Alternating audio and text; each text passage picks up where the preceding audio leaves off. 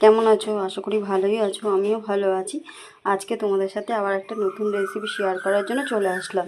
তো আজকে করবো হচ্ছে পনিরের কালিয়া। তো পনিরটা নিয়ে নিয়েছি, এখানে দেখো পনির কেটে নিয়েছি এই যে লম্বা লম্বা পিস করে। এখানে নিয়ে নিয়েছি কাজু, চালমগজ, পোস্ত, আদা, এটা সাদা তিল আর এটা কাঁচা লঙ্কা। তো চলো এখন এই মশলাটা আমি মিক্সিতে করে নিয়ে আসি, তারপর দেখা হচ্ছে। একটুখানি উষ্ণ গরম জল বসিয়ে দিয়েছি,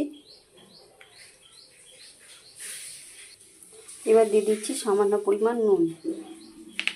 আর এদিকে আমি কড়াইটাও বসিয়ে দিয়েছি, কড়াইটা গরম হওয়ার জন্য। আর এখানে আমার মশলাটাও করা হয়ে গেছে। এবার কড়াইতে পনিরটা ভাজবো বলে বসিয়ে দিয়েছি। আর এটা কেন করলাম তোমাদের বলছি, পনিরটা ভেজে উষ্ণ গরম জলে একটুখানি নুন দিয়ে ভিজিয়ে রাখবে, তো পনিরটা আরও সফট হয়। তো কড়াইটা গরম হয়ে গেছে, এবার আমি তেল দিয়ে দিচ্ছি। আমি সাদা তেল দিয়ে করছি, তোমরা চাইলে সর্ষের তেল দিয়েও করতে পারো।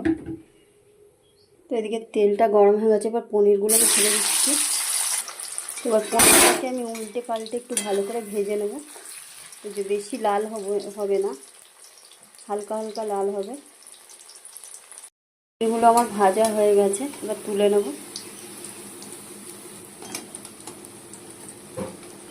এবার এই জলটার মধ্যে আমি ভিজিয়ে রাখবো। তো পনিরগুলো ভাজা হয়ে গেছে, এই তেলের মধ্যে আমি দিয়ে দিচ্ছি গরম মশলা, গোটা গরম মশলা ফোড়নে। এবারে যেই মশলাটা করে রেখেছিলাম সেই মশলাটা আমি দিয়ে দিচ্ছি।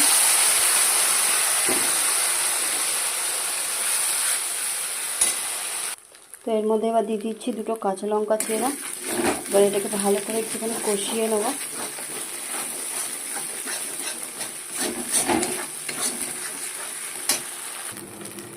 এবার এর মধ্যে দিয়ে দেবো একটু জিরে আর ধনে গুঁড়ো 1 চামচের মতো। এবার দিয়ে দিচ্ছি নুন স্বাদ মতন। এবার দিয়ে দিচ্ছি একটু কাশ্মীরি লঙ্কার গুঁড়ো।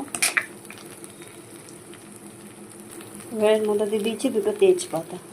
এবার সব দিয়ে একটু ভালো করে কষাবো।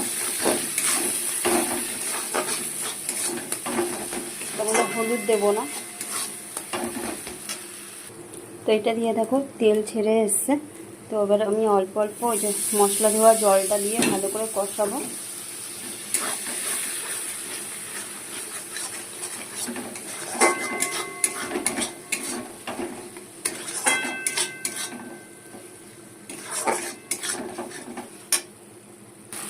তো কষানো হয়ে গেছে, এবার আমি জল দিয়ে দেবো। এটার মধ্যে জল দিয়ে দিচ্ছি। এবার জলটা ঝোলটা ফুটে উঠলে আমি পনিরগুলো দিয়ে দেবো। জল থেকে তুলে নিয়েছি, তো এবার আমি ঝোলটার মধ্যে দিয়ে দেবো। দিয়ে একটু টানাবো।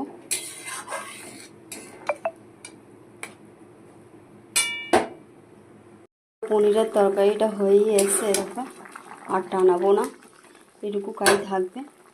এবার উপর দিয়ে দিচ্ছি আমি অল্প একটু চিনি। তো এবার দিয়ে দিচ্ছি গরম মশলা গুঁড়ো। তো এবার দিয়ে দিচ্ছি সামান্য পরিমাণ ঘি।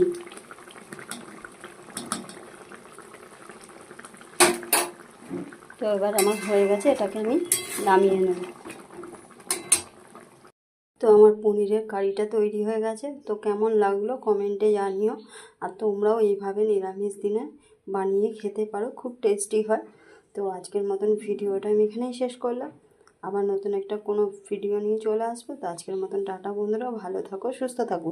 হ্যাঁ, অবশ্যই জানিও কমেন্টে কেমন হয়েছে আমার রেসিপিটা, তোমাদের কেমন লাগলো। টাটা।